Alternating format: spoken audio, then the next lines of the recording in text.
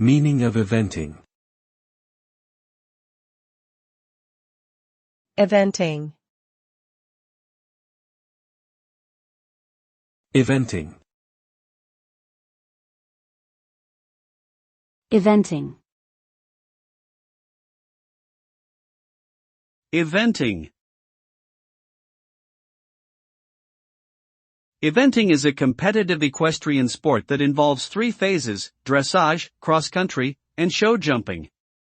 It tests the horse and rider's abilities in different disciplines, with dressage emphasizing precision and control, cross-country emphasizing speed and endurance, and show jumping emphasizing agility and accuracy.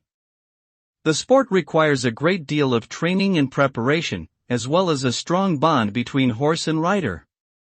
Eventing is often regarded as one of the most challenging and exciting equestrian sports, and is enjoyed by riders and spectators alike.